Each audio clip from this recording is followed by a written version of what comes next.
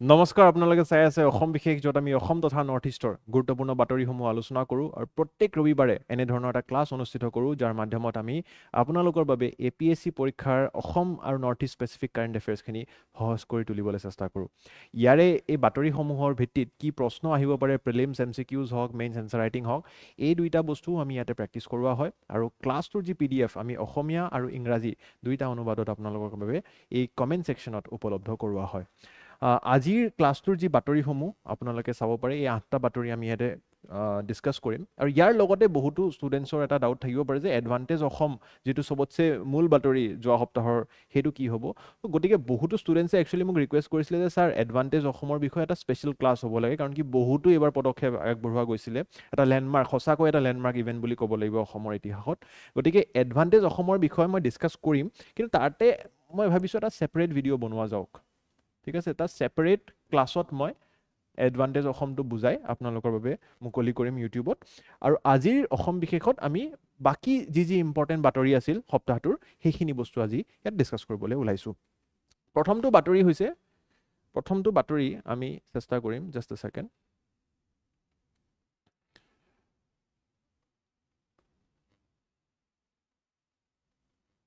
প্ৰথমটো বাতৰি হৈছে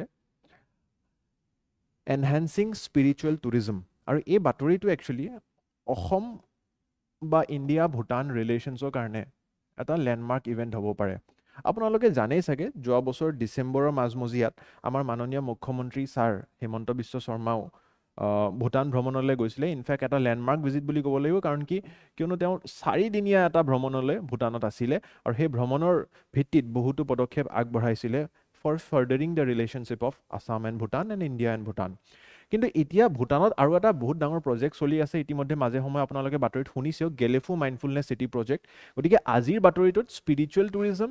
Assam Bhutan relations কেনেকৈ বুষ্ট আপ হ'ব উইথ দিস কনসেপ্ট এণ্ড এই Gelephu mindfulness city project GMC project যেটো হৈ আছে হেতুৰ লগত অসমৰ কি সম্পৰ্ক আছে হেতু বস্তু আমি চাবলৈ চেষ্টা কৰিম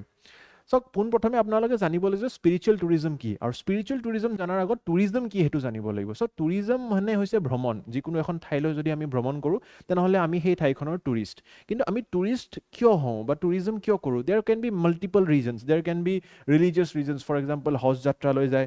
মক্কা মদিনা লৈ যায় বা there can be medical tourism medical reasons কাৰণে আমি দেখা পাইছো সাউথ ইন্ডিয়ালৈ বহুত মানুহ ভ্ৰমণ কৰে বা it can be wildlife tourism আমি যি প্ৰাকৃতিক সৌন্দৰ্য wildlife areas বিলাক আমি চাবলৈ national parks wildlife sanctuaries বিলাক চাবলৈ যাওঁ বা there can be just eco tourism প্ৰাকৃতিক সৌন্দৰ্য ন্যাচাৰাল বিউটি আমি এস্কেপ ল্যান্ডস্কেপ বিলাক চাবলৈ যাওঁ কিন্তু ইয়াতে আমি এটা নতুন কনসেপ্ট পাইছো স্পিৰিচুৱেল টুৰিজম যোনটো কি এক প্ৰকাৰে হ্যাপিনেস এণ্ড মাইন্ডফুলনেছৰ লগত জড়িত আপোনালোকে জানে যে ইতিমধ্যে ভুটানে ইনফ্যাক্ট বহুতবাৰ কথা পাতিছিল ওয়াৰ্ল্ড হ্যাপিনেস ইনডেক্সৰ rather than global domestic product happiness index কিমান আছে আমাৰ হেতু বস্তু এটা বহুত নিৰ্ভৰশীল কথা আৰু ইয়াতেই যি বুদ্ধিজমৰ মাধ্যমেৰে হওক বা যি স্পিৰিচুৱেলিজমৰ মাধ্যমেৰে হওক এই ধৰণৰ এখন সিটি গেলেফু মাইন্ডফুলনেছ সিটি এখন নিৰ্মাণ কৰা কাম ইতিমধ্যে আৰম্ভণি হৈ গৈছে ভুটানত এই সিটিখনৰ পৰা অসমৰ কি লাভ হ'ব সক এই সিটিখন হৈছে এখন বৃহৎ মানে নগৰী বনাবলৈ চেষ্টা কৰি আছে right at the border of Assam Bhutan relations আপোনালোকে জানে যে ইফ উই যদি আপোনালোকে ম্যাপখন চাইছে দিস ইজ নৰ্থ ইষ্ট আৰু ইয়াতে ঠিক ইখিনতে ভুটান আছে ইনফ্যাক্ট এই অসমৰ লগত ডাইৰেক্টলি বৰ্ডাৰ শেয়াৰিং এখন ইন্টাৰনেশ্যনেল বৰ্ডাৰ শেয়াৰিংও কান্ট্ৰি হয় বাংলাদেশ আৰু ভুটানৰ লগত আমাৰ ডাইৰেক্ট বৰ্ডাৰ শেয়াৰিং আছে গতিকে এই যে গেলেফু সিটিখন ন এই গেলেফু চহৰখন Saif only 91 kilometres from Jogighopa য'ত আমাৰ এটা বহুত ডাঙৰ কি হৈ আছে যোগীঘোপাত মাল্টি মডেল লজিষ্টিক্স পাৰ্ক এখন বনাই আছো আৰু গুৰুত্বপূৰ্ণ কথা ইয়াতে হৈছে যে ওপৰত চাইনা আছে তিব্বত আছে তলফালে আমাৰ ভাৰতবৰ্ষ আছে ৰাইট ইফালে সিকিম আছে গতিকে Bhutan is a landlocked country গতিকে কোনো ধৰণৰ ওশেনিক ওপেনিং নাই গতিকে Bhutan is dependent on the import and experts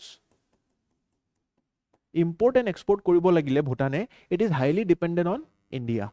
আৰু তাৰে লগতে যেতিয়া যোগীঘোপাত আমি ইমান ডাঙৰ এটা লজিষ্টিক্স ৱেৰহাউচিং বনাই আছোঁ, গতিকে we can divert a lot of Bhutan's import and export through Assam, through Jogighopa multi modal logistics park. গতিকে আমাৰ মাননীয় মুখ্যমন্ত্ৰী অলপ ইণ্টাৰেষ্টেড হ'ল।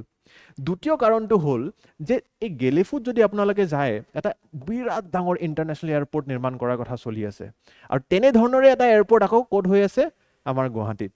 আপোনালোকে জানে গুৱাহাটী লোকপ্ৰিয় গোপীনাথ বৰদলৈ যিটো এয়াৰপৰ্ট, সেইটো আমি ইতিমধ্যে কাক দিছোঁ? আদানী গ্ৰুপক দিছোঁ, ডেভেলপ কৰিবলৈ, ৰিভেম্প কৰিবলৈ। আৰু আমাৰ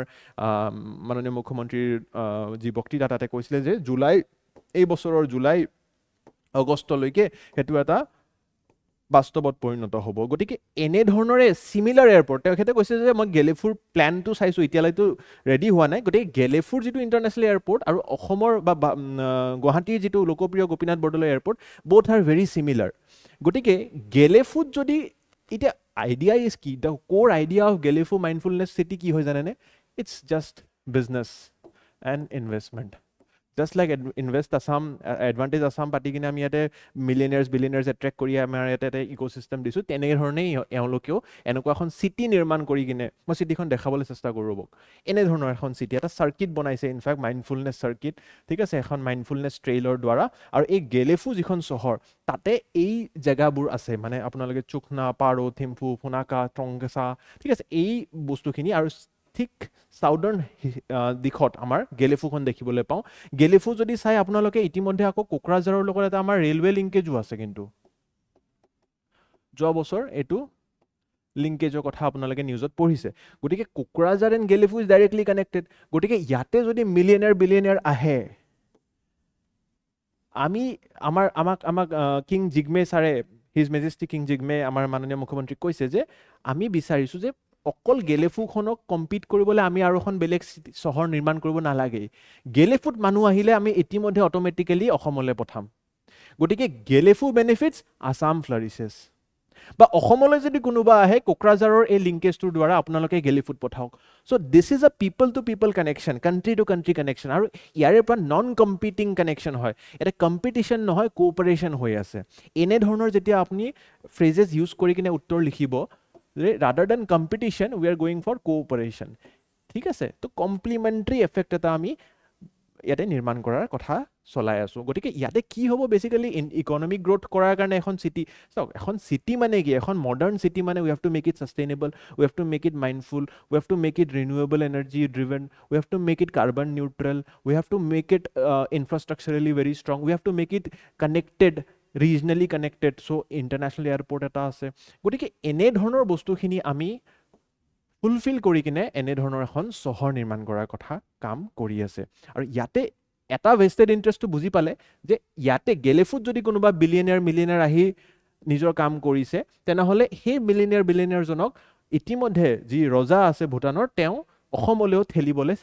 প্ৰচেষ্টা কৰিব। তো first benefit of Assam Bhutan partnership through this Gelephu project, বুজি পাইছে?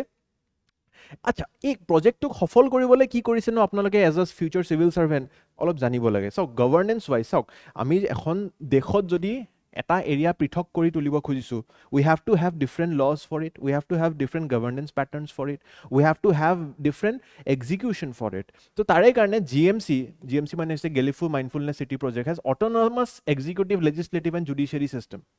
অট'নমাছ কৰি দিছে। সেই এৰিয়াটোৰ judicial system, executive and legislative, laws, the cross-checking of laws and the implementation of laws, গোটেইখিনি পৃথক কৰি তুলিছে। To build the trust and accountability, যে ইণ্টাৰনেশ্যনেল বিলিয়নাৰ এজন যদি আমেৰিকান এজন আহি ইয়াতে ইনভেষ্ট কৰিব, then he has to be made accustomed কি এইটো বস্তু আমি অলপ এই জেগাটোকোৰ বেলেগ কৰি তুলিছোঁ। It's not the normal common Bhutan that you see, it's Gelephu mindfulness city. তাৰে লগতে ইনফ্ৰাষ্ট্ৰাকচাৰেলি বহুতো ইয়াতে advancement, state of the art technology, যিটো 100% ৰিনিউৱেবল এনাৰ্জি ড্ৰিভেন হ'ব, যাৰ কথা মই আগতেও আপোনালোকক zero' carbon city being develop বুলি কৈছোঁ। এইখিনি হৈছে গেলেফুৰ কথা। তো ইয়াতে অসমৰ ভেষ্টেড ইণ্টাৰেষ্ট এটাটো হৈছে যে যিটো কোঅপাৰেশ্যনৰ কথা পাতিছোঁ আমি, সেইটোৰ কথাটো মই বুজালোৱে। তাৰে ওপৰত আৰু এটা ভেষ্টেড ইণ্টাৰেষ্ট আছে, ডেট ইজ ৱাটাৰ। চাওক, অসম আৰু ভূটানৰ যদি মেপখন আপোনালোকে চাইছে, ইয়াতে বহুতো নদীৰ ট্ৰিবিউটৰিজবিলাক ইণ্টাৰ কাণ্ট্ৰি ট্ৰিবিউটৰী হয় ফৰ এক্সাম্পল আপোনালোকে দেখিছে শংকোচ নদীটো বা মানস নদীটো এটা এমাউণ্ট অফ ফ্ল' of these reverse R also' in Bhutan ঠিক আছে এইখন হৈছে অসমৰ মেপ তাৰে ওপৰত এইবিলাক ভূটান ৰাইট তো এই ভূটানৰ লগত যেতিয়া পানী মানে এই এৰিয়া যেতিয়া আমাৰ ৱাটাৰ শ্বেয়াৰিং হৈ আছে আমি দেখা পোৱা গৈছে যে ভূটানৰ যিবিলাক নদী ট্ৰিবিউটৰিজ আছে ৱাংছু ট্ৰিবিউটৰি বুলি এটা আছে তাতে বহুতো আমাৰ হাইড্ৰ' ইলেক্ট্ৰিক পাৱাৰ পটেঞ্চিয়েল আছে we can generate renewable energy and Bhutan is being friendly to us তেওঁলোকে কৈছে যে ইউ ইউটিলাইজ দ্য ৱাটাৰ আমাৰ একো ইয়াতে বাধা নাই গতিকে এই যিটো পানী এটা এনেই ফ্ল' হৈ কিনে আমাৰ ইয়াতে ফ্লাড ক্ৰিয়েট কৰিব পাৰে কিন্তু they are being so' cooperative and we should generally think of some kind of hydro' electric power projects তো ফাৰ্ষ্ট অফ অল আমি ইয়াতে ইণ্ডিয়া ভূটান বৰ্ডাৰটো বুজি পালোঁ জিঅ' ষ্ট্ৰেটেজিক লোকেশ্যন কি Bhutan is a landlocked country so' it is dependent on Jogighopa and Kokrajhar because direct linkage এটা আছে and Jogighopa because of the multi modal logistics park জগিঘোপাৰ পৰা কিমান অকল 91 কিলোমিটাৰ 90 কিলোমিটাৰমান ডিষ্টেঞ্চ আৰু কোকৰাঝাৰৰ পৰা লিংকেজ কৰি দিলেতো আৰু বঙাইগাঁও ওচৰ হৈ যায় ৰাইট তাৰে পিছত ধুবুৰী পৰ্টৰ ওপৰতো বহুত ডিপেণ্ডেঞ্চ ধুবুৰী ক'ত আছে আমাৰ এইখিনি জেগাত আছে ঠিক আছে উই আৰ এই চাউদাৰ্ণ পাৰ্ট অফ মানে ৱেষ্টাৰ্ণ বেংক অফ ব্ৰহ্মপুত্ৰ ৰিভাৰত আমাৰ ধুবুৰী দেখা পাওঁ গতিকে এই ধুবুৰীৰ থ্ৰু ট্ৰেড ৰুটছ ইয়াতে বহুতো ইম্পৰ্ট এক্সপৰ্ট হৈ আছে ইতিমধ্যে তাৰে ওপৰত আপোনালোকে জাইগাঁও যিখন আমাৰ আই চি পি আছে সেইটো বুজিব লাগিব এই জাইগাঁও আই চি পি মানে হৈছে এইটো ৱেষ্ট বেংগলত আছে এণ্ড এই পৰ্টটোৰ থ্ৰু ঠিক আছে ইমিগ্ৰেশ্যন চেক পষ্টৰ থ্ৰু বহুতো cross border trade and facility এতিয়ালৈ হৈ আছে ৱাই আই এম পিচিং আ লট ফৰ জগিঘোপা বিকজ এতিয়ালৈকে কিন্তু যিমান ট্ৰেড ইণ্ডিয়া ভূটান বা হৈ আছে সেইটো জাইগাঁৱৰ থ্ৰু হৈ আছে আই চি পিৰ থ্ৰু হৈ আছে এতিয়ালৈ আমাৰ যিহেতু মাল্টিমডেল লজিষ্টিক্স পাৰ্কটো ৰেডি হৈ পৰা নাই পৰিণত হোৱা নাই তেতিয়ালৈকে আমি জগিঘোপালৈ ট্ৰেডটো ডাইভাৰ্ট কৰিব পৰা নাই but seeing the relationship between king Jigme and Himanta Biswa Sarma sir we can have a future in that line also import export and the water renewable projects যিবিলাক আমি কথা পাতি আছো ইতিমধ্যে কারেন্ট ট্রেড ফ্লো যদি চাই 70% of India Bhutan trade passes through the Jaigaon customs যোনটো কি ৱেষ্ট বেংগল ইয়াৰ পৰা ৱেষ্ট বেংগল লাভান্বিত হৈ আছে it's good thing for India Bhutan relation but Asom Bhutan ৰিলেশ্যনছটো যদি বুষ্ট কৰিব লাগিব আমি জগিঘোপাৰ কথা ইয়াতে পাতিব লাগিব ঠিক আছে তাৰে লগতে এক্টিছ পলিচিটোও বুষ্ট হ'ব চাওক এতিয়া অসম ভূটান ক্লোজ অহা মানে কি ASEAN countries BIMSTEC countries Myanmar Thailand Cambodia Laos Malaysia Indonesia সেইফালে গৈ কিনে South Korea and Japan going forward so' এনেধৰণৰ আমি এটা ট্ৰেড ৰুট আমি নিৰ্মাণ কৰিব পাৰোঁ এণ্ড ভূটান বাংলাদেশ ৰিলেশ্যনছটোতো আমি বুষ্ট কৰিব পাৰোঁৱে ইয়াৰে লগত আপোনালোকে মন কৰিবলগীয়া কথা যে Bhutan and Assam is also' related ecologically ঠিক আছে কেনেকৈ আমি ইক'লজিকেল এনভাইৰনমেণ্টটো যদি চাওঁ আমাৰ যি মানস ৰাষ্ট্ৰীয় উদ্যান তেনেধৰণৰে এখন উদ্যান ভূটানতো আছে যাৰ নাম হৈছে royal Manas national park in Bhutan নামটো একেই অলমষ্ট গতিকে আপোনালোকে দেখিছিলে চাগে মই যোৱা কেইটামান বিগত সপ্তাহত পঢ়াইছিলোঁ আপোনালোকৰ now we are trying to connect the wildlife sanctuaries with each other we are trying to bring them closer by corridors elevated corridors তো তাৰে পৰা কি হয় যে এটা জেগাত যদি আমাৰ প্ৰিডেটৰ যিটো ৰিলেশ্যনশ্বিপ ৰাইট স্পিচিজ ডাইভাৰ্চিটি কমি গৈছে কোনোবা জেগাত বাঘে হৰিণা খাবলৈ পোৱা নাই কোনোবা জেগাত হৰিণা ইমান বেছি হৈ গৈছে বাঘে নাই গতিকে আমি যদি প্ৰে আৰু প্ৰিডেটৰক লগ কৰাব পাৰোঁ then we can bring a bigger ecosystem together we can let them live together live and let live যিটো কনচেপ্ট হয় গতিকে সেনেধৰণৰ এটা বস্তু আমি ইয়াতে নিৰ্মাণ কৰিবলৈ জইণ্ট কনজাৰ্ভেশ্যন এফৰ্টছ আমি নিৰ্মাণ কৰিব পাৰোঁ স্পিচিজ ডাইভাৰ্চিটিটো বাঢ়িবই তাৰে লগত ফ্ল'ৰা ফ'নাৰ বৃদ্ধিও আমি দেখিবলৈ পাৰিম ৱাটাৰ ৰিচোৰ্চেছৰ কথাটো মই ক'লোৱে Brahmaputra river basin is vital আৰু তাতে বহুতো আমি দেখা পাওঁ যে ট্ৰিবিউটৰী পানী ইটো সিটোৰ লগত শ্বেয়াৰ কৰিব পৰা স্ক'পো আমি পাইছোঁ ইৰিগেশ্যন চেনেল অট'মেটিকেলি যেতিয়া পানী আমি হাইড্ৰ' ইলেক্ট্ৰিক পাৱাৰ প্লেণ্টছ আমি টাৰ্বাইন ঘূৰাই কিনে যেতিয়া ৰিনিউৱেবল এনাৰ্জি চ'ৰ্চিং কৰিম অট'মেটিকেলি আমাৰ ক্লিন এনাৰ্জি গ্ৰীণ এনাৰ্জিৰ কামটো আৰম্ভণি হ'ব আৰু লগতে ইৰিগেশ্যন ফেচিলিটি আমাৰ যি খেতি আমাৰ যি কৃষকসকল তেওঁলোকে তাৰে শুদ্ধ পানীৰ লাভ উঠাবলৈ পাৰিব গতিকে এই ধৰণৰ আমাৰ যি হাইড্ৰ' ইলেক্ট্ৰিক পাৱাৰ প্ৰজেক্টৰ এটা ডাঙৰ প্ৰজেক্ট চলি আছে ইতিমধ্যে 174 মেগাৱাটৰ আমাৰ যিটো পুনাতা চাংচু ছেকেণ্ড হাইড্ৰ' ইলেক্ট্ৰিক প্ৰজেক্ট সেইটোৰো চিংক্ৰনাইজেশ্যনৰ কথা পতা হৈছিলে গতিকে এনেধৰণে আমি ভূটানখন আমাৰ লগত ক্ল'জ আনিব পাৰোঁ one is the water diplomacy and second is the tourism diplomacy ত' spiritual tourism and the hydro' electric projects এই দুটা কথা কিন্তু আপোনালোকে মেইনছৰ এনসাৰ ৰাইটিংটোত লিখাটো উচিত বুলি মই ভাবো বাকি sustainable living spiritualism happiness index all those things to you already know ঠিক আছে এইখিনি বস্তু আপোনালোকে লিখি এটা প্ৰিলিমছ প্ৰেক্টিছ কোৱেশ্চন মই আনিছো ইয়াৰে ভিত্তিত উত্তৰটো কমেন্ট সেকশনত দিব আচ্ছা ইয়াৰে ক্ষেত্ৰতে আৰু এটা কথা মই কৈ দিও মোক আমাৰ মিডিয়া টিমে কৈছিলে যে আপোনালোকে বহুতে প্ৰশ্নটোৰ উত্তৰবোৰ বিচাৰি পোৱা নাই আমাৰ এপ্লিকেশনত তাৰে কাৰণে আমি কি কৰিছো যে আজিৰ পৰা ডেসক্ৰিপচনতে within 24 hours of uploading the video আমি এনসাৰটো আপলোড কৰি দিম মানে এই ভিডিওটোৰ ডেসক্ৰিপচনতে আপোনালোকে উত্তৰটো পাই যাব খালি চেষ্টা কৰিব যে ডেসক্ৰিপচনটো নোচোৱাকৈ উত্তৰ কৰিব হেতু কাৰণে আমি 24 ঘণ্টা এটা সময়ছোৱা ৰাখিছো বাৰু কোনোবাই যদি ডেসক্ৰিপচন আপডেট হৈ যোৱাৰ পিছত চাই আছে ভিডিওটো তেনেহলে আপোনালোকলৈ অনুৰোধ থাকিল যে উত্তৰবোৰ নোচোৱাকৈ কমেন্ট সেকশনত আপোনালোকে উত্তৰটো লিখিব আগতে তাৰ পিছত উত্তৰ চেক কৰিব তেতিয়াহে আপোনালোক লাভান্বিত হ'ব বাকি আমি এইটো বস্তু ইয়াতেও আপডেট কৰি দিয়া হ'ব নিয়ম এইটো হিচাপত ইয়াৰে ওপৰত ভিত্তি কৰি এটা মেইনছ প্ৰেক্টিছ কোৱেশ্চন এইটো কিন্তু আপোনালোকে এপ্লিকেশনতে পোৰ্টেলত সাবমিট কৰিব যিসকল ফাউন্ডেশন ষ্টুডেন্ট আছে তেওঁলোকৰ কাৰণে আমি মূল্যায়ন বা ইভালুৱেচনৰ সুবিধাও আগবঢ়াইছো নেক্সট বাতৰিটো আচ্ছা এইটো বাতৰি একচুয়ালি মই আপোনালোক ক'ব বিচাৰিম যে অসম ট্ৰিবিউনত মিছ হৈ গৈছিলে এইটো যোৱা সপ্তাহ নহয় এই সপ্তাহৰ নহয় যোৱা সপ্তাহৰ বাতৰি হয় বাট এটা খুবেই গুৰুত্বপূৰ্ণ বাতৰি গতিকে আমাৰ যদি কেতিয়াবা এনেকুৱা ধৰণৰ মিছু হয় আমি চেষ্টা কৰিম যে আগন্তুক সপ্তাহসমূহত আমি হেতু কভাৰ কৰিমে কিন্তু আপোনালোকৰ পৰীক্ষাত যি ইম্পৰ্টেন্ট টপিক থাকে অসম বিশেষতে পাব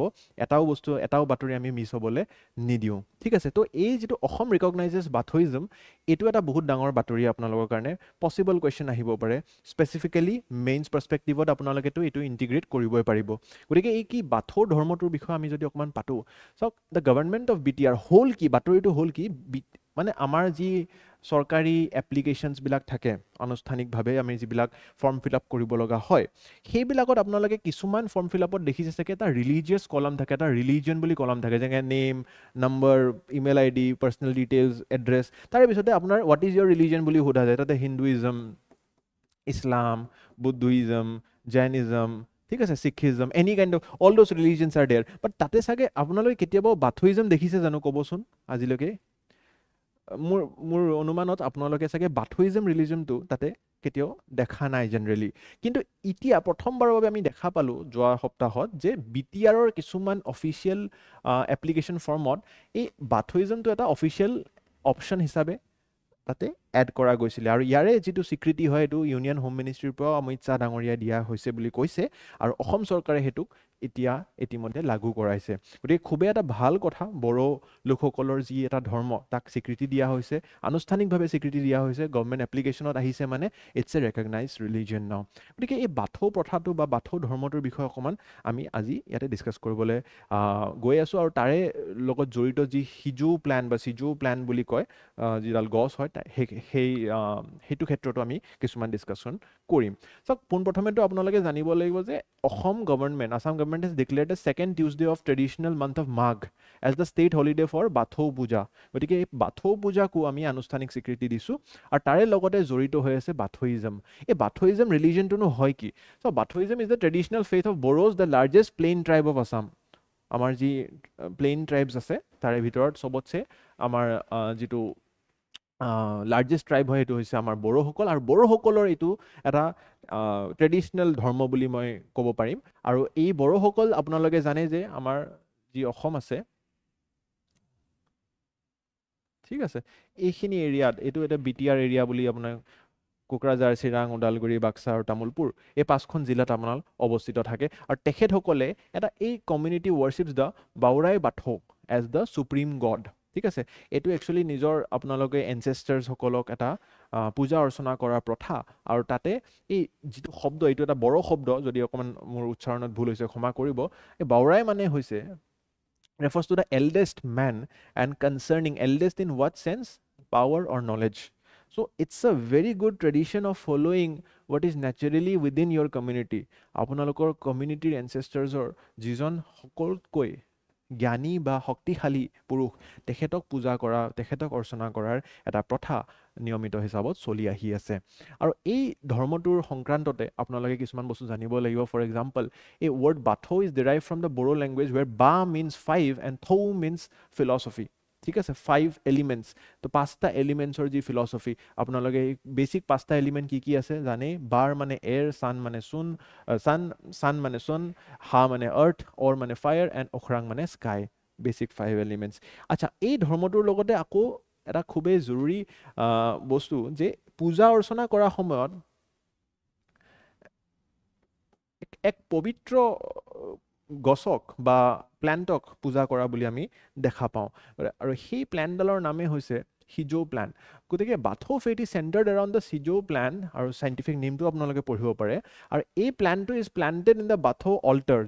য'ত পূজা কৰা যায় যেনেকৈ বেলেগ ধৰ্মৰ যেনেকৈ কিছুমান ধৰ্মত আমি দেখা পাইছোঁ মূৰ্তি পূজা কৰা হয় কিছুমান ধৰ্মত হোলী কিতাপখন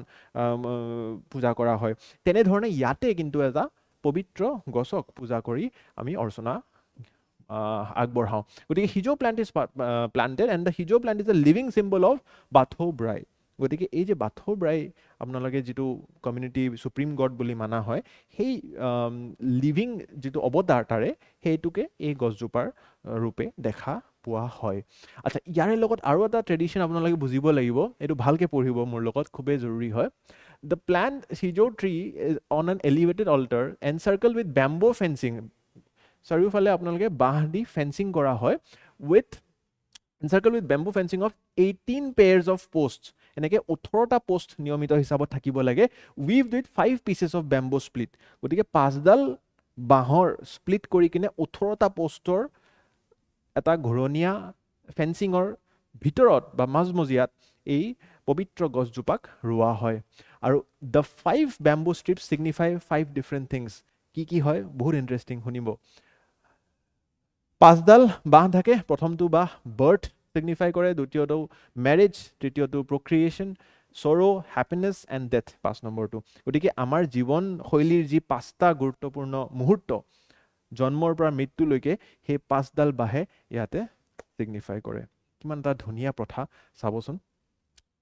গতিকে এই বাথৌইজমটোৱে এতিয়া অফিচিয়েল স্বীকৃতি পাইছে বিটিআৰ গভৰ্ণমেণ্টৰ দ্বাৰা এটোৱে হৈছে বাতৰি আৰু ইয়াৰে ভিত্তিত যি প্ৰশ্ন আহিব পাৰে মই এটা প্ৰিলিমছ প্ৰেক্টিছ কুৱেশ্যন আনিছো উত্তৰটো দিব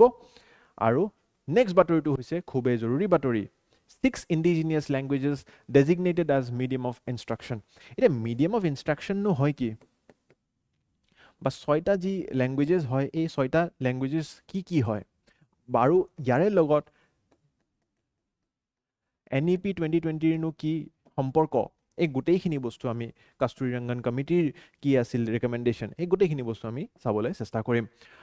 আৰম্ভণিত আপোনালোকে বুজিব লাগিব Assam government has designated 6 indigenous languages Mising Rabha Karbi Tiwa Dimasa and Deori এই 6টা ভাষা কিন্তু আপোনালোকে লিখি লওক এতিয়াই ঠিক আছে এই 6টা ভাষাক মিডিয়াম অফ ইনষ্ট্ৰাকচনৰ স্বীকৃতি দিয়া হৈছে but at what level foundation stage of schooling এইটো খুবেই জৰুৰী কোনটো ষ্টেজত দিয়া হৈছে এইটো খুব জৰুৰী বাট এই ফাউণ্ডেশ্যন ষ্টেজ অফ স্কুলিং নো হয় কি এইটো বুজিব লাগিলে আপোনালোকে ন্যাশনাল এডুকেশ্যন পলিচি 2022 পঢ়িব লাগিব by recommendation of what Kasturi Rangan committee গতিকে কস্তুৰী ৰংগন কমিটিয়ে কি ৰিকমেন্ড কৰিছিলে আমাৰ যি 12 বছৰীয়া স্কুলিং শৈলী এটা আছে 12 বছৰীয়া নহয় মানে 12টা ক্লাছ 12 লৈ মানে 10+2 যিটো মডেল আমাৰ 10+2 মানে 10 ক্লাছ 10 লৈকে আমাৰ মেট্ৰিক আৰু +2 মানে হাই সেকেন্ডাৰী গতিকে এই যি আমাৰ 10+2 ষ্ট্ৰাকচাৰটো 4টা পৰ্যায়ত বিভাজিত কৰিছিলে 4টা পৰ্যায় কি হয় প্ৰথমটো পৰ্যায় হৈছে ফাউণ্ডেশ্যন দ্বিতীয়টো হৈছে প্ৰিপাৰেটৰী তৃতীয়টো হৈছে মিডল এণ্ড চতুৰ্থটো হৈছে সেকেন্ডাৰী ষ্টেজ আমাৰ আজিৰ বাতৰিটো কি কৈছে ফাউণ্ডেশ্যন ষ্টেজত হে একিটাক মিডিয়াম অফ ইনষ্ট্ৰাকচনৰ স্বীকৃতি দিছে মানে এই 6টা যি ভাষা আমি ক'ত ব্যৱহাৰ কৰিব পাৰিম ফাউণ্ডেশ্যন ষ্টেজ অফ স্কুলিঙত আমাৰ স্কুলিং যি ব্যৱস্থা তাৰে অকল ফাউণ্ডেশ্যন ষ্টেজটো প্ৰথম ষ্টেজটোতহে আমি এই 6টাক এজ এ ইনষ্ট্ৰাকচন স্কুলসমূহত লিগেলি ইউজ কৰিব পাৰিম কিন্তু এই ফাউণ্ডেশ্যন ষ্টেজটো হয় কি what is the definition of foundation stage so বয়স অনুযায়ী আৰু ক্লাছ অনুযায়ী এই 4টা ষ্টেজ বিভাজিত হৈছে ফাউণ্ডেশ্যন ষ্টেজতো আকৌ দুটা ষ্টেজ আছে এটা হৈছে আপোনাৰ অংগনবাদী বা প্ৰি স্কুলিং যোনটো কি আমাৰ 3 বছৰীয়া হয় আৰু এটো বয়স অনুযায়ী 3 বছৰৰ পৰা 6 বছৰীয়া যিকোনো ছাত্ৰ বা ছাত্ৰীয়ে এই ষ্টেজটোত থাকে মানে বাচ্চা এটা যেতিয়া 3 বছৰীয়া হৈ যায় আপোনালোকে প্ৰি স্কুলত দিয়ে ন ডাইৰেক্ট ক্লাছ 1ত নাপায় প্ৰি স্কুলত খেলিলে বা এই নাৰ্সাৰী বা LKG UKG এইবিলাক আছিল আমাৰ দিনত ঠিক আছে তো লোৱাৰ কেজি আপাৰ কেজি ঠিক আছে তো এই ধৰণৰ যিখিনি 3 বছৰীয়া কাল এটুক কয় আমাৰ ফাউণ্ডেশ্যন ষ্টেজ 1 আৰু ফাউণ্ডেশ্যন ষ্টেজ 2 হৈছে 2 বছৰীয়া ক্লাছ 1 and 2 LKG UKG তাৰপিছত ক্লাছ 1 পায় তাৰপিছত ক্লাছ 2 পায় গতিকে এই যি আমাৰ 5 বছৰীয়া স্কুলিঙৰ শৈলী সেই 5 বছৰত আমি এই পাঁচটা ভাষাও ইউজ কৰিবলৈ পাৰিম as a medium of instruction pre স্কুলিঙত আৰু তাৰ পিছত ক্লাছ 1 2 লৈকে কিন্তু 3 ৰ পিছত আমি এইকেইটা ভাষা ইউজ কৰিব নোৱাৰিব পাৰোঁ 3 to 5 আমাৰ প্ৰিপেৰেটৰী ষ্টেজ 6ৰ পৰা আমাৰ ক্লাছ 8 মিডল ষ্টেজ আৰু 9ৰ পৰা ক্লাছ 12 ছেকেণ্ডাৰী ষ্টেজ এইটো NEP ৰিকমেণ্ডেশ্যন আছিলে ঠিক আছে গতিকে এইখিনি বস্তু আপোনালোকে বুজিলে ক্লাছ 3ৰ পৰা 8 ক্লাছ 3 নহয় এজ 3ৰ পৰা 8 লৈকে মানে 3ৰ পৰা 6 ফাউণ্ডেশ্যন ষ্টেজ 1 আৰু 6ৰ পৰা 8 ফাউণ্ডেশ্যন ষ্টেজ 2 ঠিক আছে এইখিনি আমি এইকেইটা ভাষা ইউজ কৰিব পাৰিম কিন্তু এনেকুৱা এটা পদক্ষেপনো কিয় আগবঢ়োৱা হ'ল চাওক এজ এ চিভিল ছাৰ্ভিচ এছপিৰেণ্ট আপোনালোকে সদায় প্ৰশ্ন সুধিব লাগে যে এইকেইটা ভাষাকনো আমি এতিয়া এই মুহূৰ্তত অসমত কিয় স্বীকৃতি দিব লগা হ'ল এজ মিডিয়াম অফ ইনষ্ট্ৰাকশ্যন তাৰ বিশেষ কাৰণটো হৈছিলে ড্ৰপ আউট ৰেচিঅ' বহুতো ছাত্ৰ ছাত্ৰীসকলে ক্লাছ 1-2তে ড্ৰপ আউট হৈ যায় বা স্কুলিং লেভেলতে ড্ৰপ আউট হৈ যায় কাৰণ কি চাওকচোন ভাবক ইহঁত হৈছে ট্ৰাইবেল কমিউনিটিৰ মানুহ দেউৰী ৰাভা মিচিং এওঁলোকক যদি আপোনালোকে ইংৰাজীত কথা কৈ থাকে তেওঁলোকে বুজি পাব জানো আৰু বুজি নাপালে জানো ইমান কণমানি এটা ছাত্ৰই বাচ্চাই স্কুললৈ জানো কণ্টিনিউ কৰিব নকৰিব ড্ৰপ আউট কৰিব এনেই গাঁৱৰ পৰিৱেশত আপোনালোকৰ পঢ়া শুনাৰ এটা পৰিৱেশ কম বুলি ক'ব লাগিব আমি গতিকে তেনেকুৱা এটা অৱস্থাত যদি আমি তেওঁলোকক ৰিটেইন কৰিব বিচাৰিছোঁ আৰু হায়াৰ ক্লাছেছলৈ পঠাবলৈ বিচাৰিছোঁ then we have to integrate their mother টাং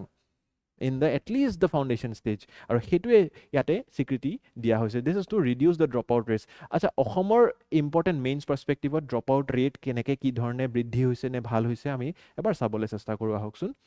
as per the economic survey এইটো যোৱা বছৰৰ ইকনমিক সাৰ্ভে হা এই বছৰৰ নহয় যোৱা বছৰৰ ইকনমিক সাৰ্ভেৰ মতে Assam 2023 said the average annual dropout rate in lower primary schools stood at 8.49% আৰু as per Unified District Information System for Education, the LP school dropout rate was 6% in 2021-22, rising from 4.3 in 2019-20 and 3.1 in 2018-19. মানে এটা dropout rate আমাৰ বাঢ়ি যায় আছে মানে মানুহ বেছিকে ড্ৰপ হে কৰি যায় আছে যিমান দিন আগবাঢ়ি যায় আছে বছৰ আগবাঢ়ি যায় আছে চাওক 18-19ত 3 আছিলে 19-20ত 4 আছিলে 21-22ত 6 আছিলে আৰু 22-23ত এতিয়া 8.4 হৈছে তো এই dropout rate টো কমিহে যাব লাগে awareness বাঢ়িছে মানুহ শিক্ষিত হৈছে কিন্তু আমাৰ ড্ৰপ আউট ৰেট বাঢ়ি যায় আছে so that's a very bad sign আৰু তাৰে কাৰণে এনেকুৱা ধৰণৰ এটা পদক্ষেপ অসম চৰকাৰে ল'ব লগা হ'ল যে এই 6টা জনগোষ্ঠীৰ মানুহসকলে নিজৰ মাতৃভাষাতে ফাউণ্ডেশ্যনেল ষ্টেজৰ লাৰ্নিং স্কুলীয়া অৱস্থাত কৰিবলৈ সক্ষম হ'ব তেনেকেই upper primary drop out rate আমাৰ 10%ৰ কমো আমি দেখিবলৈ পাইছোঁ হেয়াও বাঢ়িছে 8%ৰ পৰা 10% হৈছিলে ঠিক আছে তো আপাৰ প্ৰাইমেৰী ইস্যুটো বাৰু নাই কোৱা কিন্তু LP স্কুলৰ কথাখিনিহে পাতিছোঁ ফাউণ্ডেশ্যন ষ্টেজ আগতে আমি LP স্কুলৰ লগত জড়িত কৰিব পাৰোঁ আৰু তাৰ লগতে ড্ৰপ আউট আমাৰ কোনখন জিলাত সবতছে বেছি আমি সাউথ সালমাৰা সকলোতকৈ বেছি আমাৰ ড্ৰপ আউট ৰেট আমি দেখিব পাৰোঁ কমো 22% আৰু সকলোতকৈ কম 4% শিৱসাগৰৰ পৰা যদি কোনোবাই চাই আছে ভিডিঅ'টোত মোক কমেণ্ট ছেকশ্যনত জনাব ঠিক আছে আপোনালোকৰ জিলাখনে কিন্তু শিক্ষা ব্যৱস্থাৰ ক্ষেত্ৰত বহুত ভাল কাম কৰি যায় আছে শিৱসাগৰৰ পৰা সঁচাকৈ এইটো বস্তু আমি শিকিব লাগে অন্য জিলাসকলেও গতিকে ইয়াৰে ভিত্তিত এটা প্ৰিলিমছ প্ৰেক্টিছ কুৱেশ্যন উত্তৰবোৰ কিন্তু কমেণ্ট ছেকশ্যনত দিব ভাল লাগিব মোৰ ঠিক আছে তাৰে ওপৰত নেক্সট পাৰ্টিকুলাৰ আমাৰ যি টপিক হৈছে ট্ৰেফিক ৰেষ্ট্ৰিকশ্যনছ বা ঝুমৈৰ যিটো আমাৰ পাৰফৰ্মেঞ্চ আছিলে এইটো এটা বিশ্বজুৰি স্বীকৃতিও পাইছে বিশ্বজুৰি ৱৰ্ল্ড ৰেকৰ্ড বিশ্ব ৰেকৰ্ড কৰা বুলিও আমাৰ মাননীয় মুখ্যমন্ত্ৰী আৰু প্ৰধানমন্ত্ৰী ডাঙৰীয়াই কৈছে গতিকে এই ঝুমৈৰ ওপৰত অসম লোকসেৱা আয়োগতনো কি ধৰণৰ প্ৰশ্ন আহিব পাৰে এবাৰ চাবলৈ চেষ্টা কৰোঁ আহকচোন প্ৰথমেতো জানিব লাগে যে ৱাই দিছ ঝুমৰ নৃত্য ঠিক আছে মানে আমাৰ বাগৰুম্বা আছে আমাৰ বিহু আছে ঠিক আছে we have so many folk dances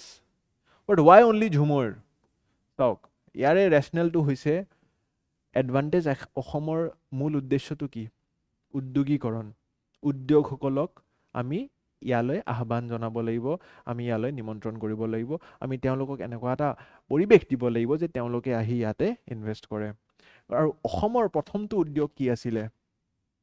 প্ৰথমটো উদ্যোগ আছিলে আমাৰ চাহ উদ্যোগ বা টি ইণ্ডাষ্ট্ৰী আৰু এই টি ইণ্ডাষ্ট্ৰীৰ যিটো কমিউনিটিয়ে টি প্লান্টেশ্যন কৰে সেয়া হৈছিলে আমাৰ আদিবাসী সমাজ বা টি গাৰ্ডেন লেবাৰাৰ্ছ বা আদিবাসী সমাজ আৰু তেওঁলোকৰ যিটো নৃত্য সেই নৃত্যকে আমি কওঁ ঝুমুৰ নৃত্য আৰু সেইবাবেই এনেধৰণৰ এটা উদ্যোগীকৰণৰ যদি অনুষ্ঠানক আমি শুভ আৰম্ভণি কৰিব লাগিব then definitely it has to begin with a world class Jhumur নৃত্য আৰু সেইবাবে আমি বাগৰুম্বা বা বিহু বা অন্য কোনো ফক ডান্স নকৰি ইয়াতে ঝুমুৰ নৃত্যৰ দ্বাৰাহে আমাৰ এডভান্টেজ অসম 2.0 আৰম্ভণি কৰিছিলোঁ, শুভ আৰম্ভণি কৰিছিলোঁ। গতিকে এই লজিকবোৰ কিন্তু জানিব লাগিব হা, মানে as a civil servant and common man সেইটোৱে ডিফাৰেঞ্চ। Common everyone in Assam knows কি ঝুমুৰ নৃত্য হৈছে, কমেও 8,000 নৃত্যকাৰে ইয়াতে নৃত্য কৰিছে, সকলো ৰিক্সাৱালাৰ পৰা আদি কৰি ককা আইতাও জানিব, but a civil servant will know' why Jhumur and not any other. So' the moment you talk with any aspirant you should know' কি দিছ পাৰ্চন ইজ ডিফাৰেণ্ট, ইয়াৰ অলপ থিংকিংটো ডিফাৰেণ্ট। তো সেনেকুৱা ধৰণৰ আপোনালোকে ইয়াতে শিক্ষা মই গ্ৰহণ কৰাটো বিচাৰিম। আচ্ছা, দিছ টি গাৰ্ডেন ফেষ্টিভেল, এইখিনি বস্তুটো চবেই জানে, এইখিনি বস্তুত ক'বলগীয়া নাই। আৰু 2023 বৰ্ষত আৰু এটা ৰেকৰ্ড বিহুৰ নৃত্য ইতিমধ্যে 11,000 আৰ্টিষ্টে কৰিছিলে, এইবাৰ ঝুমুৰ নৃত্য কমেও 8,000 নৃত্যকাৰে কৰা বুলি আমি পেপাৰ কাগজে পাইছোঁ। আৰু এইটো also to signify the 200 years of legacy of the tea garden laborers. আচ্ছা, এই নৃত্যতনো কি ধৰণৰ আমাৰ সংগীতৰ যি ইনষ্ট্ৰুমেণ্টছ আছে ট্ৰেডিশ্যনেল ব্যৱহাৰ হয় সেয়াও আপোনালোকে চাই লোৱাটো উচিত। পিক্টোগ্ৰাফিকেলি অকণমান বেছি মনত থাকে বুলি মই ভাবোঁ, ঠিক আছে। তো মাদল ইজ ইউজ, দেন ধমোচা, দেন তাল, দেন বাঁহী আৰু ঢোল। ঢোল, তাল, বাঁহী আই থিংক ইউ ন', ধমোচা এণ্ড মাদল ইজ অলছ' ভেৰি ইম্পৰ্টেণ্ট, ঠিক আছে। এইকেইটা আপোনালোকে নোট কৰি লোৱাটো ইম্পৰ্টেণ্ট হয়। এণ্ড এইটো আদিবাসী সমাজ বা টি গাৰ্ডেন লেবাৰাৰ্ছ আউটছাইড অসমো এই ঝুমুৰ নৃত্য প্ৰদৰ্শন কৰা হয় কিছুমান অন্য ৰাজ্যত। য'ত টি গাৰ্ডেন লেবাৰাৰ্ছ আছে তেওঁলোকৰ এইটো এটা ইনহেৰেণ্ট নৃত্য বুলি আমি ক'ব পাৰোঁ। আচ্ছা, এই ধৰণে আমি মেন এণ্ড উইমেন, ল'ৰা আৰু ছোৱালী দুই ধৰণৰে আমি নৃত্যকাৰ দেখা পাইছিলোঁ। আৰু তাৰে লগত dance is characterise by rhythmic footwork, এইবিলাকৰ ওপৰত কুৱেশ্যন বেছি নাহে এনেকুৱা চাৰ্কলিক ফৰ্মেশ্যন কৰি। এইবাৰ আমাৰ এইটো হুৰহুজা ষ্টেডিয়ামৰ যি নৃত্যৰ পৰিৱেশন। আচ্ছা,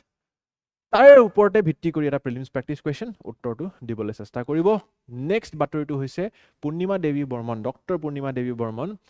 was awarded the Women of the Year 2025 Times মেগাজিনৰ যি Women of the Year সেয়া ডক্টৰ পূৰ্ণিমা দেৱী বৰ্মনৰ বিষয়ে আমি আগতেও পঢ়িছোঁ, আমি অৱগত ইতিমধ্যে। আমি তেওঁৰ বিষয়ে যি হাৰ্গিলা আৰ্মি বা যি তেওঁৰ কনজাৰ্ভেশ্যনিষ্ট এফৰ্ট আছিলে গ্ৰেটাৰ এডজুটেণ্ট ষ্টৰ্কৰ কাৰণে তেওঁ যি পদক্ষেপ লৈছিলে সেইবাবে তেওঁক এনেধৰণৰ এটা বঁটা দি সন্মানিত কৰা হৈছে। এইটো প্ৰিলিমছৰ বাবে আপোনালোকৰ জৰুৰী হ'ব পাৰে, জাষ্ট এটা চিম্পল নিউজ। নেক্সট বাতৰিটো হৈছে আমাৰ Pranab Barua Shilpi Bota presented to artist Dilip Tamuli, ঠিক আছে। গতিকে এগেইন আ প্ৰিলিমছ বেছড কুৱেশ্যন, একো নাই ইয়াতে বুজাব লগা। প্ৰণৱ বৰুৱা শিল্পী বঁটা এটা প্ৰদান কৰা হৈছিলে নগাঁও কলাক্ষেত্ৰত, আৰু এই বঁটাটোৰ দ্বাৰা এখন গামোচা, এখন ফুলাম গামোচা, এখন certificate of appreciation and 25,000 cash টকা ইয়াতে প্ৰদান কৰা হয়। আৰু it was awarded by film maker, eminent film maker Jahnu Barua to Dilip আমাৰ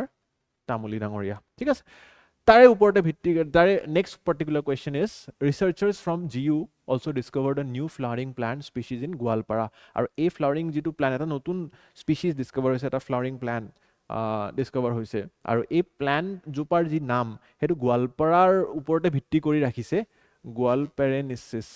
ঠিক আছে। ত' টৰেনিয়া গোৱালপেৰেনিচিছ। ত' গুৱাহাটী ইউনিভাৰ্চিটিৰ কিছুমান ৰিচাৰ্চাৰ্ছে এইটো কৰিছে। জাষ্ট নামটো অকণমান যদি মনত ৰাখে মই ভাবোঁ যে আহি যাব পাৰে কেনেবাকৈ, তো তেতিয়া আপোনালোকে পাৰিব। আৰু ইয়াৰে যি কেৰেক্টাৰিষ্টিক্স আপোনালোকে জানিব লাগে, মানে ইৰেক্ট, চিধা হৈ দীঘল হয় এই ধৰণৰ যিটো প্লাণ্ট, আৰু ডিষ্টিংটিভ শ্বেপ থাকে, লিভছৰ আনইউজুৱেল ফ্ল'ৰেল কেৰেক্টাৰিষ্টিক্স আছে, হৰ্ণ লাইক আমাৰ এপেণ্ডেজেছ থাকে। নেক্সট যিটো বাতৰি, আমাৰ অসমৰ ৰাজ্যপালে আৰু দুটা নতুন পদক্ষেপ আগবঢ়াইছে, স্কিম আগবঢ়াইছে। চাওক, ইয়াৰে আগৰ সপ্তাহত মই 8টা স্কিম, ৰাজভৱনৰ যি 8টা স্কিম আছিল অসম ৰাজভৱনৰ, সেয়া মই পঢ়াইছিলোঁ আপোনালোকক ইতিমধ্যে। আৰু ইয়াৰে লগতে আকৌ যোগ হৈছে 2টা নতুন স্কিম। গতিকে টোটেল এতিয়া আপোনালোকে 10টা স্কিম মনত ৰাখিব লাগিব অসম ৰাজভৱনৰ, ঠিক আছে। 8টা যি স্কিম আছিলে মই অলৰেডি পঢ়াইছিলোঁৱে, মই দেখাই দিম কোনটো তাৰিখে পঢ়াইছিলোঁ। গতিকে নিউজটো আগতে আমি চাই লওঁ যে আমাৰ ৰাজ্যপাল বা গভৰ্ণৰ ছাৰ লক্ষ্মণ প্ৰসাদ আচাৰ্য তেখেতে এই 2টা নতুন স্কিম আকৌ লঞ্চ কৰিছে, গভৰ্ণৰ আছাম ৰাষ্ট্ৰীয় সুৰক্ষা প্ৰোৎসাহন সংকল্প আৰু গভৰ্ণৰ আছাম ৰাষ্ট্ৰীয় সেৱা প্ৰোৎসাহন সংকল্প, ঠিক আছে। এই 2টা স্কিম হয়নো কি এটা এটাকৈ চাবলৈ চেষ্টা কৰোঁ। প্ৰথমটো হৈছে ৰাষ্ট্ৰীয় সুৰক্ষা প্ৰোৎসাহন সংকল্প। চ' ইয়াতে কি হয়, NCCৰ সহায়ত আমি চেষ্টা কৰিম যে আমাৰ ষ্টুডেণ্ট কমিউনিটিত, আমাৰ ছাত্ৰ সমাজত আমি ছিকিউৰিটিৰ এছপেক্টবোৰ বা ফিজিকেল ফিটনেছৰ যি দৰকাৰ সেয়াৰ অনুযায়ী অলপ আমি এৱাৰনেছ কেম্পেইন স্প্ৰেড কৰিম, আমি তেওঁলোকক বুজাবলৈ চেষ্টা কৰিম, প্ৰতিখন জিলাতে অসমৰ আমি এইটো ইনভলভ কৰাম। আমাৰ NCC বা নেশ্যনেল কেডেট কৰ্পসকল আপোনালোকে জানে এটা ৰিগাৰাছ ট্ৰেইনিং ৰেজিউমে দি তেওঁলোকে নিজক সশক্তিমান কৰি তোলে আৰু তেওঁলোকে চেষ্টা কৰে যে পিছলৈকে গৈ তেওঁলোকে ভাৰতৰ যি ডিফেন্স ফ'ৰ্চেছ তাতে তেওঁলোকে ৰিজাৰ্ভেশ্যনো পায়, তেওঁলোকৰ তাতে বেনিফিটো থাকে ইনফেক্ট NCC C চাৰ্টিফিকেট হোল্ডাৰসকলৰ কাৰণে, আৰু স্পেচিয়েল এণ্ট্ৰিজ কিছুমান থাকে। এণ্ড সেই মাধ্যমেৰে যদি অসমৰ ছাত্ৰ সমাজৰো যদি ল'ৰা ছোৱালীসকলে NCC প্ৰতি আগ্ৰহী হয় তেনেহ'লে খুবেই এটা ভাল ভৱিষ্যত তেওঁলোকে নিজৰ বাবে নিৰ্মাণ কৰিব পাৰে। Next particular news is Rashtriya Seva Protsahan Sankalp, and this is in collaboration with NSS, that is the National Service Scheme of Assam, and this encourages youth participation in community service, social welfare, nation building activities. Yate মানে NSSৰ কামবোৰ কেনেকুৱা জানেনে আপোনালোকে? মই নিজেও NSSৰ member আছিলোঁ কলেজৰ সময়ত। চ' NSSত বেচিকেলি কেনেকুৱা কাম হয়, anything that can elevate the society, from helping the poorest of the poor to cleaning the roads, ৰাস্তা চাফা কৰাৰ অভিযান হওক বা নালা চাফা কৰাৰ অভিযান হওক, garbage disposal, garbage separation, garbage segregation, সঠিক জেগাত গাৰ্বেজটো আমি ডিছপ'জ কৰিছোঁ নাই, তো তেনেকুৱা ধৰণৰ সকলোখিনি কাম NSSৰ মাধ্যমেৰে হয়। আমাৰ নৱপ্ৰজন্মই জনাটো উচিত মই ভাবোঁ, কাৰণ কি আমি ছ'চিয়েল মিডিয়া মোবাইল ফোনৰ জগতত ইমান ডিছকানেক্টেড হৈ থাকোঁ যে সমাজ বা ৰাস্তাটোৰ যিখিনি ইনফ্ৰাষ্ট্ৰাকচাৰ বা সম্পত্তি সেইখিনি আমি নিজৰ বুলি কেতিয়াও সুঁৱৰি নলওঁ, আৰু সেইবাবেই চাগে আমি ৰাস্তাত ফ্ৰুটিৰ পেকেট এটা বা চিপছৰ পেকেট এটা পেলাবলৈ আমি কেতিয়াও সংকোচ নকৰোঁ। কিন্তু যেতিয়া নিজে সেই পেকেটটো উঠাই কিনে চাফা কৰিব লাগিব, ৰাস্তাটোত ঝাৰু মাৰিব লাগিব, তেতিয়া চাগে আপোনালোকে দ্বিতীয়বাৰ সেই কামটো নকৰে। গতিকে এনেধৰণৰ পদক্ষেপবিলাক NSSে আগবঢ়ায়। ঠিক আছে, নেক্সট পাৰ্টিকুলাৰ বস্তু নহয়, মই এইটো বস্তুৱে কৈ আছোঁ যে 8টা যে স্কিম মই পঢ়াইছিলোঁ বুলি কৈছিলোঁ, এইটো 11 ফেব্ৰুৱাৰী নিউজ আছিলে। ইতিমধ্যে মই 8টা স্কিম পঢ়াইছোঁ আগতে হা। গতিকে এই 8ৰ লগত 2টো জোৰা কৰি কিনে 10টা স্কিম কিন্তু আপোনালোকে এইবাৰ মনত ৰখাটো মই ভাবোঁ জৰুৰী, কাৰণ প্ৰিলিমছত এনেকুৱা প্ৰশ্ন আহি যাব পাৰে, which of the following are Assam Raj Bhavan scheme. তো সেইটো বস্তু আপোনালোকে চিনাক্ত কৰিব পাৰিব লাগিব। গতিকে আজিৰ খণ্ডটোত ইমানেই আছিলে। আটাইকেইটা বাতৰি আমি সহজ কৰিবলৈ চেষ্টা কৰিছোঁ আপোনালোকৰ বাবে। বুজি পাইছে যদি জনাব কমেণ্ট ছেকশ্যনত, আৰু উপকৃত হৈছে যদি ভিডিঅ'টো লাইক কৰিব পাৰে আৰু বন্ধুবৰ্গসকলৰ লগত শ্বেয়াৰ কৰি এটা ষ্টুডেণ্ট কমিউনিটিৰ কাৰণে আমি যিমান পাৰোঁ সহায় কৰিবলৈ চেষ্টা কৰি আছোঁ এই ছিৰিজটোৰ মাধ্যমেৰে। আৰু অহা ৰবিবাৰে আকৌ লগ পাম, তেতিয়ালৈকে পঢ়ি থাকিব ভালকৈ, এনচাৰকেইটা কমেণ্টত লিখিব আৰু এনচাৰ ৰাইটিংটো কৰিব, পৰ্টেলত ছাবমিট কৰিব। স্কিপ ষ্টাডিং, অকণমান বহুতে ন'টিফিকেশ্যনৰ বিষয়ে সুধিও আছে। চাওক, ন'টিফিকেশ্যনৰ বিষয়ে সোধাতকৈ আপোনালোকে এইটো সোধক যে are you ready if exam is tomorrow. কালি যদি এক্সাম পাতোঁ তেনেহ'লে আৰ ইউ ৰেডি? যদি if you are not ready then you should not think of notification, you should think of completing your syllabus first. গতিকে পঢ়ি থাকক আমাৰ লগত, আমি আছোঁ আপোনালোকৰ লগত। আজিলৈ ইমানে, থেংক ইউ, ধন্যবাদ।